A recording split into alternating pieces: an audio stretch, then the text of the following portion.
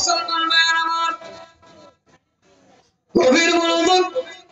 মানুষের কবরে যাইতে হবে, এই সংসারের দুনিয়া সব একদিন ধ্বংস হয়ে যাবে। আল্লাহর নাম ধ্বংস হবে না। হবে কি? যে ব্যক্তি আল্লাহর নাম অন্তঃকরণের মধ্যে নিয়ে কবরে যাবে তার কোনোদিন মরণ হবে না। তাহলে আল্লাহকে দরকার আছে না নাই? আছে না নাই? আল্লাহকে দেখি নাই, আল্লাহ তোমার বাড়ি করে, তোমার ভয় করে, কোথায় থাকো তুমি, তোমার বুঝি না। তোমাকে চিনতে হলে যেই পথ, যে মত, রাসূলের পথ, নবীর পথ, নবীর আদর্শ যেই পথ, ওই পথ আমাদের পরিচালনা করে, যাতে তোমার দর্শন লাভ করতে পারি। সুবহানাল্লাহ। আবার যারা গভীর মনোযোগ। তোমার স্বামীকে তুমি পারো জান্নাতি বানাইতে, তুমি পারো দোজখী বানাইতে।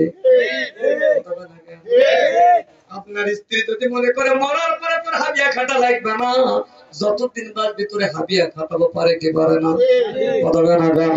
যুব সমাজ ধ্বংস হয়ে যাচ্ছে,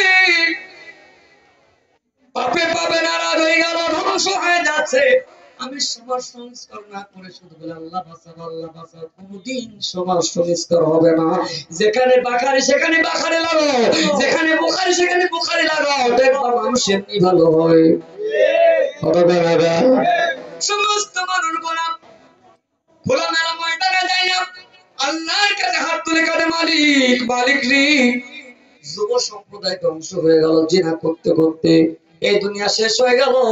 আমরা সব টুপিওয়ালারা তোর দরবারে কাঁদতেছি, নামাজিরা কাঁদতেছি, আল্লাহ তুমি এই নষ্ট দুশ্চরিত্র মহিলার হাত হইতে আমাদের হেফাজত করো।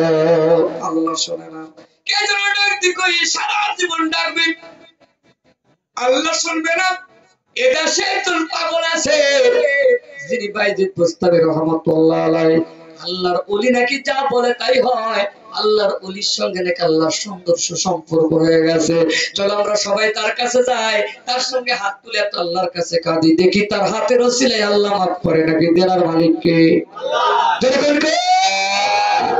সমস্ত মানুষ বলা যায় হুজুর এই দেশে একদম নারী আছে দেহ ব্যবসা করেন, একবার তার দৈহিক মিলন ঘটালে 7 দিরহাম লাগে, যুবক একবার দৈহিক মিলন ঘটালে 7 দিন পরে মারা যায়। এই দুশ্চরিত্র মহিলার হাত হইতে আমাদের বাঁচান।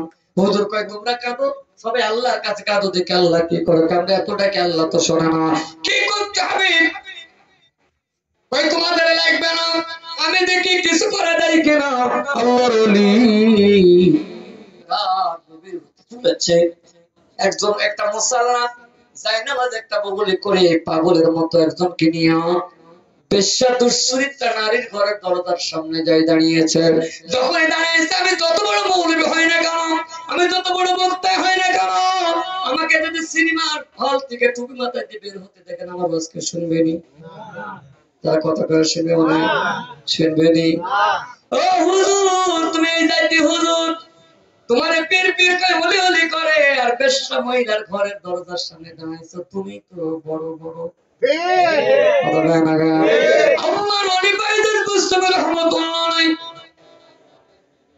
যুবতী নারীর দরজার সামনে দাঁড়িয়ে আছে, মুসাল্লার বগলের মধ্যে করে দাসীকে কয়, দাসী রে এই টাইমে যুবকদের ভিড় পড়ে, আমার খদ্দের আসে, আজকে কত খদ্দের নাই, বাইরে যায় দেখো।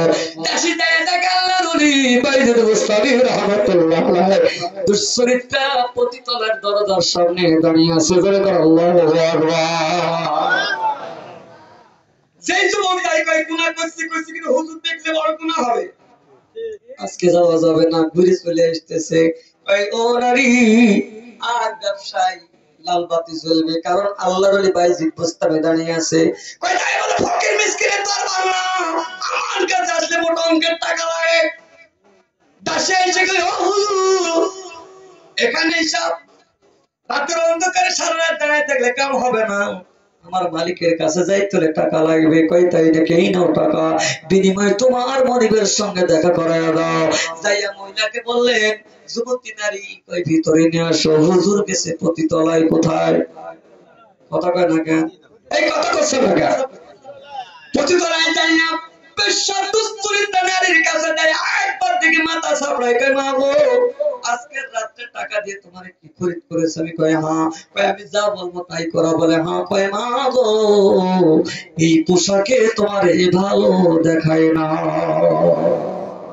মেয়েটা ডাক দিকে, সর্বনাশ, কত যুবক আমার কাছে আসলে মান চুরি হলাম, আমার চেহারা দেখে কেউ ফিরে যাইতে পারে না, কোন দরবেশ রে আমার ঘরে ঢুকলো, আমার পোশাকের প্রতি মায়া দেখালো। কয় ও মা এই পোশাকটা চেঞ্জ করো, তোমার এই পোশাকে ভালো লাগে না। দুশ্চরিত্রা পতিতলে বেশ্যা নারী পোশাক চেঞ্জ করে সামনে এসে এবার ডাক দেখে, মা তুমি একটু ওযু বানাও। সুবহানাল্লাহ। ডাক দেখে, হুজুর মানুষ আমাকে ব্যবহার করার জন্য আপনি কি সাথে মাথা শুরু করলেন? ওই আমি না তোমাকে মোটঙ্কের টাকা দিয়ে খরিদ করছি, যা করবো তুমি তাই করো। বলে হ্যাঁ। এবার আল্লাহর পাগলি মহিলা ডাক দেখে, হুজুর গো জীবনে কোনোদিন ওযু শিখিনি, ওযু কারে কয়? বাইজিদ বোস্তামি রাহমাতুল্লাহ আলাইহি কয় মা আমি যেমনি করি তুমি তেমনি করো। বাইজিদ বোস্তামি ওযু করতেছে, বেশ্যা নারীটা মহিলাটাও দুশ্চরিত্রা নারীটাও আবার ওযু করতেছে। এইবার আল্লাহর ওলি হাতের যাই নামাজ মুসাল্লা বিছায়, কয় মা গো এই যাই নামাজে তুমি একবার দাঁড়িয়ে যাও। মেয়েটা যাই নামাজে দাঁড়ায় চোখের পানি ছেড়ে কয়, মালিক জীবনে কত যুবকের ঈমান নষ্ট করে দিলাম, কত খারাপ কাজ করলাম, কারে গো আমার ঘরে পাঠাইছো, আজকে কেন তোমার কথা আমার বারংবার মনে পড়তেছে, তোমার ভয় কেন আমার অন্তরের মধ্যে জাগ্রত হচ্ছে। ডাক দেখে, মা তুমি যাই নামাজ একবার দাঁড়িয়ে যাও। বাইদিন বস্তানে সেলটাই বেড়ে গে, মালিক মালিক রে পথে তলা থেকে নারীরে উঠাইয়া মুসাল্লার কায়দায় দাঁড় করাইছি, যতক্ষণ পর্যন্ত নারীকে তুমি ইমানদার না বানাবা, জান্নাতি না বানাবা গো আল্লাহ, সিজদা থেকে মাথা তুলব না। সুবহানাল্লাহ। আশকুর করে আল্লাহু আকবার। মেয়েটা ধত্তর ধত্তর করে কাঁদছে, মালিক মালিক গো জীবনে কত পাপ করলাম, তোমার বয়স তো না, কোন পাগল আমার ঘরের ভিতরে ঢুকলো যে আমার জন্য সেজদায় পড়ে কাঁদতেছে, আল্লাহ আমার এই জীবনের গুনাহ মাফ করবানি। মেয়েটাও চোখের পানি করে করে কাঁদতেছে, হঠাৎ করে আইতে পোস্তামি কাঁদতেছে। আল্লাহ কয়, বন্ধু কাঁদিস না, তোর চোখের পানি আমি কবুল করে নিয়েছি। ওই মেয়েকে তুমি তওবা পাঠ করে কালেমা পাঠ করে দাও, আমি জীবনের সব গুনাহ মাফ করে দেব। আল্লাহু আকবার। প্রতিপালার দিকে আল্লাহর ওলিরা দুশ্চরিত্রা নারীদের উঠাইয়া জান্নাতি বানাইতে 1 সেকেন্ড সময় লাগে না, ঠিক কিনা বলো? কে মক্কুর, কে গাঁজাখোর, কে হিরোখোর, কে বাবাখোর, কে টাইখোর, আল্লাহর ওলিরা দেখে না। আল্লাহর ওলিরা হলো মানুষ গড়ার কারিগর। তাদের কাছে যায় বসো, তারা যে সবক দিবে, সবক বাতাই দিলে দেখবা তার ঈমানের উপরে আমল করবা, ওয়াজিফা করবা, নামাজ পড়বা, রোজা করবা, হজ করবা, যাকাত দিবা, আর ওদের দামান ধরে ওয়াজিফা গুলো টানবা, দেখবা আল্লাহর বাড়ি বেশি দূরে নয়, ঠিক কিনা বলো? কবে সুদূর সরলা ধুলি মোর লাগবে না। একজন মহামানবের চরণে ধরে গাইবিকে দেখ, আল্লাহর বাড়ি বেশি দূরে। সব গান গান হারাম না, সব গান হালালো না। গানের মতো গান হইলেও ইমান তাজা হয়, কিছু গান শুনলে ইমানও চুরি হয়। এই সুন্দর ফল, সুন্দর ফল, মিঠা নদীর পানি, খোদা তোমার মেহেরবান, খোদা তোমার মেহেরবান। সব হবে না, গোনা হবে। আল্লাহ আল্লাহ তুমি জানলে জানালো, শেষ করা তো যায় না গিয়ে তোমার গুণগান। আল্লাহ আল্লাহ তুমি জানলে জানালো, শেষ করা তো যায় না গিয়ে তোমার গুণগান। সফল হবে, এটা দেখো সফল হবে। তুমি জানো না রে দয়া, তুমি মোর জীবনের সাধনা। তুমি প্রথম যেদিন দেখেছি, জীবন জবান দিয়েছি, নিজের কাছে কিছু রাখিনি। এইটার নাম পীর মুরিদি। কথা বলো না? এটার নাম বায়াতুর রাসূল। মুসলমান ভাইরা গভীর মনোযোগ, আল্লাহর ওলির কাছে গেলে তওবা পাঠ করায়, তারপরে কালেমা সবর দেয়। এই শাহাদাত আঙ্গুলি দিয়ে বাম স্তরের দুই আঙ্গুলে লতিফায়ে কলবের সবর বাতায়া দেয়। এই জায়গা থেকে আলটিমেটলি দেখবেন আল্লাহ আল্লাহর জিকির হবে, খাওয়ায় দাওয়ায় পাকে না পাকে জিকির হবে কার? আল্লাহ। জোরে কর ইয়াউমা লা ইয়ানফাউ মালু ওয়ালা বানুন ইল্লা মান আতাল্লাহ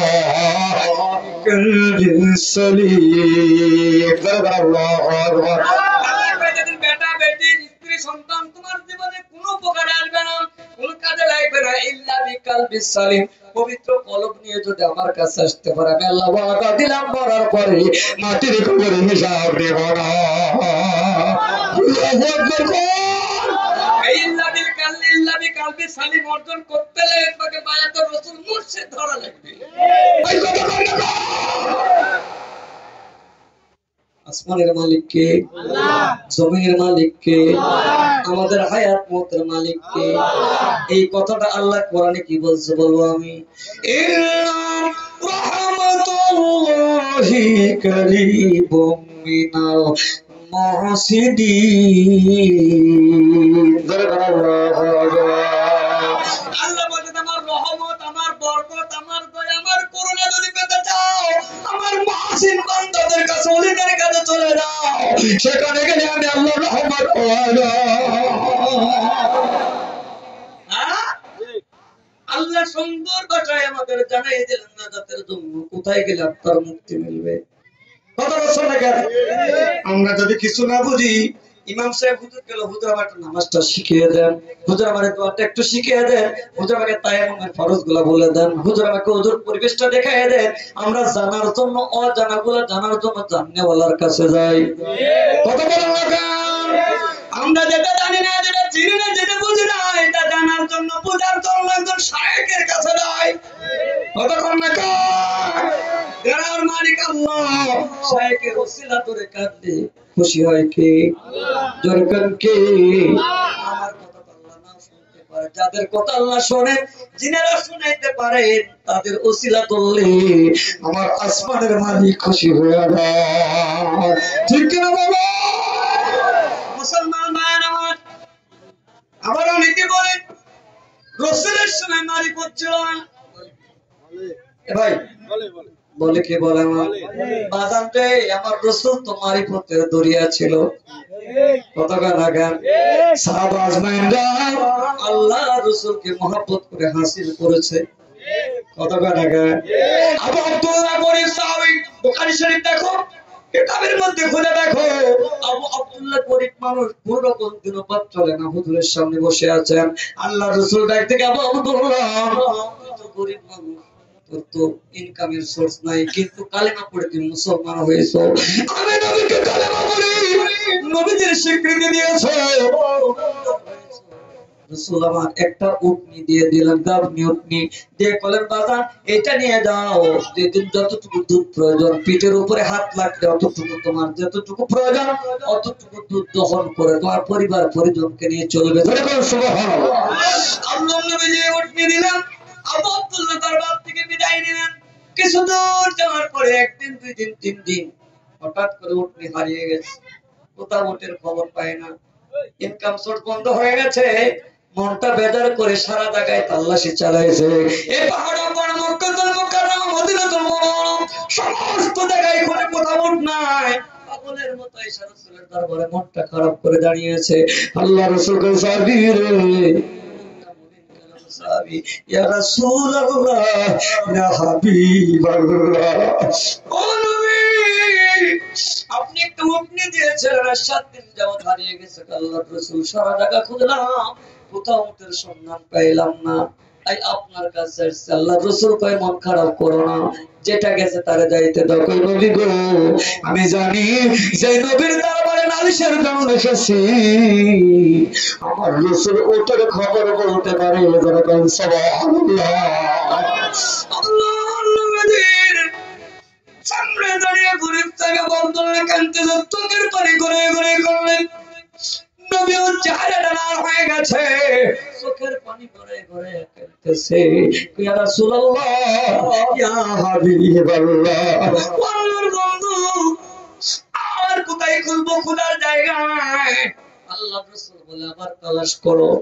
ইয়া রাসূলুল্লাহ, আমি আমার হিকমতে তালাশ করলাম, কোথাও পেলাম না, কিন্তু আপনি যখন বলতেছেন আমার মনে হয় অবশ্যই আমি পাবো। জোরে করে সুবহানাল্লাহ। আল্লাহ রাসূল বলে তালাশ করো, পাবো। এই কথা বলে নাই, বললেন খুঁজতে থাকো। এতটুকু বলার পরে সাহাবাই মানলেন। আমার রাসূল তখন খোদার কথা বলেছেন, নিশ্চয় আমি আমার রাসূলের কথা মানলে আমার ও হারানো নোট ফিরে পাবো। জোরে করে সুবহানাল্লাহ। মুসলমান বুজুর্গ, এই কথা শোনার সঙ্গে জবাব দিল, ইয়া রাসূল, আপনার কদমটা একবার দেবেন, সময়তে বড় ইচ্ছা জাগে। ও নবী,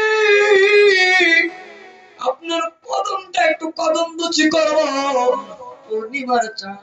ইয়া রাসূলুল্লাহ, আপনার কদমে একটু চুম্বন দিব। আল্লাহর নবীজি ধমক দিলেন না, নিষেধ করলেন না। আবু আব্দুল্লাহ আল্লাহর নবীজির কদম মোবারকে চুমা দিয়া দাঁড়িয়ে নাচতেছেন। ধরে কোন সুবহানাল্লাহ। নবীকে আবু আব্দুল্লাহ নাচিস কেন? ইয়া রাসূলুল্লাহ, ইয়া হাবিবাল্লাহ, আমি আমার হারানো আমার নবীর কদম মোবারকে খুঁজে পেয়েছি। ধরে কোন সুবহানাল্লাহ। তার করে নবীকে আবু আব্দুল্লাহ পাহাড় জঙ্গল সব জায়গায় খুঁজলেন, কোথাও ওটের সন্ধান কেউ দিতে পারলো না। রাসূলের কদমে কেমন করে পেলাম নবী গো? আমি আপনার কদমে চুম্বন দিতে যাই গো নবীজি, দুই পাহাড়ের মাঝখানে আমার রক্তটা আটকা পড়েছে, আমি দেখতে পেরেছি। ইয়া রাসূলুল্লাহ, যেই কদমে বৈশা হারানো পাহাড়ের কিলাই দেখা যায়, গুহার মধ্যে দেখা যায়, আমার বিশ্বাস হয় নবী যদি একবার ধমক দেয় হারানো সামনে ফিরে আসবে। সুবহানাল্লাহ। আল্লাহু আকবার। কোন নবীর নিয়ে টানাটানি করতেছ? কোন নবীর তরিকার বিরোধিতা করতেছ? কোন নবীর কালেমা দুরুদের মিলাদের বিরোধিতা করতেছ? কত বড় নবী! আল্লাহর রাসূলকে আপনি বিশ্বাস করে, ইয়া রাসূলুল্লাহ, আমার আল্লাহর রাসূল হাত উঠান, আল্লাহ গায়ে ইব্রাহিম, আমার বন্ধু কি বলবে আমি আল্লাহ জানি, আমার বন্ধুর হাত উঠাইতে হবে না, তুই যা পাহাড়ের গুহার থেকে উঠে রশি ধরা আমার নবীর সামনে হাজির করে দাও। সুবহানাল্লাহ। আল্লাহু আকবার। নবী চিনে কবরে যাও, মাটির কবর জান্নাতের বাগান হয়ে যাবে। রাসূল হারা হয়ে যদি কবরে যাও, এর চাইতে বড় বিপদ আর মুসলমানের জন্য হতে পারে না। বিপদে পড়লে বাবা আসে, ভাই আসে, প্রতিবেশী আসে, কবরে জায়গা একাই তোমাকে মোকাবেলা করতে হবে। ওই কবর নামক জায়গায় যদি বলে তমতুন না, মৃত্যুবরণ করো না, ইল্লা আনতুম মুসলিমুন, মুসলমান না হইয়া মুসলমান হয়ে কবরে যাও, মাটির কবরের হিসাব দিতে হবে না। ঠিক কি না? এইজন্য ভাইয়ের আমার, কালিমা পড়েছি, মুহাব্বতে নবীকে ভালোবাসবো, নামাজ পড়বো, নামাজ পড়ে ধর্ম নাই। যে নামাজ পড়ে বুজুর্গি করে, বুজুর্গির কোনো দাম নাই, আসেনি। ইন্না সালাতা তানহা আনিল ফাহশাই ওয়াল মুনকার, অশ্লীল খারাপ কাজ থেকে হেফাজত করে কে? নামাজকে হেফাজত করে। নামাজ যদি না পড়েন কিসের হেফাজত করবে? নামাজের মধ্যে মজা আছে না নাই? ভয় আছে না নাই? যদি চাও কথা কব খোদার সঙ্গীতে, তবে তুমি পড়ো নামাজ, হুজুরি দিলে তো ওই নামাজ পড়বো যে নামাজে দাঁড়াইয়া চোখ দ্বারা পানি ঝরে জমিনে পড়বে, যে নামাজে দাঁড়ালে মনে হয় মালিক তোমার কদমে সেজদা দেওয়ার জন্য দাঁড়িয়েছি, তুমি ছাড়া আমার সৃষ্টিকর্তা মালিক আর কেউ না। জীবনে মধ্যে নামাজ যদি একবার হয় আর নিজেরও জানতে যদি চোখ দ্বারা পানি বাইর হয় আর সেজদায় যায় যদি মজাই লাগে, মধুর লাগে, প্রেমের লাগে, দেখবেন আপনার নামাজ কবলিয়াত নামাজ। এই নামাজে দাঁড়াইলে কোনোদিন বাড়ির কথা, বেটার কথা, সন্তানের কথা অন্তরের ভিতরে আসতে পারে না। ঠিক না বাবা? এজন্য বিরোধী আল্লাহর দরবারে মুরাকাবার সিস্টেম আছে। মাদ্রাসা, ইউনিভার্সিটি, বিশ্ববিদ্যালয়ে মুরাকাবা মুশাহাদা নাই। ওদের কাছে গেলে দেখবা মুরকে বাদান রে নামাজের আগে পূর্ববর্তী মুরাকাবা মুশাহাদা করবি। মুরাকাবা কারে একটু বুঝাই। আপনি 10 বছর বিদেশে আছেন, 10 বছর পরে এয়ারপোর্টে নামলেন, এইবার আপনার 10 বছরের বাচ্চাটাকে ছোট্ট রেখে গেছেন। আপনি যতক্ষণ গাড়ি করে বাড়িতে আসবেন আপনি ভাববেন আমার ছোট্ট বেটা বুঝে এত বড় হয়েছে, কি আমার বেটা বুঝি ঢাকা শিখছে, আমার বেটা বুঝি এত সুন্দর হয়েছে, এতটুকু বাচ্চারা দিয়ে রেখে আসছি, 10 বছর লেগে কত বড় হয়েছে, আমার বাবা কেমন আছে, আমার চাচা কেমন আছে, ভাবতে ভাবতে যখন এসে বাস্তবে দেখবেন এটার নাম মুরাকাবা। কতক্ষণ আগে কবুর আপনি সেজদা দিবেন, আল্লাহরে দেখবেন, আল্লাহকে দেখবেন, এইভাবে ভাবতে ভাবতে ভাবতে ভাবতে আল্লাহর কুদরতি কদম সামনে হাজির হয়ে যাবে। জীবনে সেজদা দিলে এটাই হবে মেরাজের নামাজ। জীবনে আমাদের কাছেই গেলেন না, মেরাজ দিয়ে ভাবতেছেন কিভাবে মেরাজ করবেন, আপনাকে নামাজ পড়তে হবে। আমার মুর্শিদের কাছে গেলে নামাজের সবক তখনই কালবের সবক দেয়, তখনই কই 5 ওয়াক্ত নামাজ পড়বা।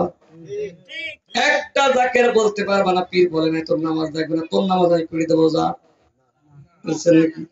এই কোন বলছে ডাল কাপড়া জিকির রাজনীতি কোন জল্লা, ডাল কাপড়া জিকির, জিকির অর্থ স্মরণ করা, যে পাকে না পাকে সবসময় প্রভুকে স্মরণ করে, এ শুধু পীরের জাকের না, আমার আল্লাহর জাকের। ঠিক বলো, সবসময় স্মরণ হবে কার? জোরে কর। এখন টাকা ডাকি নিও কিন্তু টেনশন, ডাকতে গেলে কই কি হুপুর হুপুর করে বুঝি না, কে কোথায় পাইলা তুমি? এই অন্তরের খবর জানে কে? আল্লাহ। জোরে কোন কে? যে ভাষায় যে যেমনে ডাকে শোনেন কে? আল্লাহ। আবার কয় ডাকা ডাকি নাই, কেন নাই? কেন নাই? ডাকা ডাকি যদি না থাকে, জিকির যদি না থাকে, ও মুসলমান, নামাজ বাদে কোনো সময় আল্লাহকে ডাকতে পারবা না। আপনি রাস্তা চলতেন, গাড়ি চালাচ্ছেন, অ্যাক্সিডেন্ট করেছেন, দেখবেন আল্লাহ আল্লাহ বলে ডাকবেন, আলটিমেটলি অন্তর থেকে আল্লাহ শব্দ বাইরে হবে। কথা কেন? তাহলে ওখানে ডাকার দরকার কি? মসজিদে যাই ডাকবেন, যদি বাঁচেন তবে ডাকবেন। সব সময় বান্দা যেখানে আইনামা তাওয়াল্লা ফাসামাদহুল্লাহ, মাল্লাহুল মাওলা ফালাহুল কুর। আল্লাহ কইছে আমার হয়ে গেছে, আমি তার হয়ে গেছি। আল্লাহ কইছে আমার হয়ে গেছে, আমি তার হয়ে গেছি। তাহলে আল্লাহর যদি হয়, আমার আল্লাহ চিনতে কষ্ট লাগবে না। আল্লাহর দরবারে বেশি বেশি করে জিকির করে, কলব সাফ করে, নূর পয়দা হয়, এই কলবের মধ্যে আল্লাহ আল্লাহ জিকির জারি হয়। যেরকম ঠিক কিনা? আল্লাহ বান্দা আমাকে ডাকো, আমি তোমার ডাকে সাড়া দিব। আল্লাহকে ডাকতে রাজি আছেন সব? জীবন করে 1 বার 2 বার 5 বার 10 বার ডাকলে ক্লান্তি আসে, অভুক্তি আসে, অরুচি আসে, ঘুম আসে, অশান্তি লাগে। কিন্তু আত্মা শুদ্ধি কালবে জিকির নিয়ে যদি জিকির করতে পারো, দেখবেন যত ডাকবেন ততই যেন মজা লাগবে। ঠিক না? মাথা জমির দিকে সাপড়া দেন বসে বসে মহব্বতে, সবাই কালবে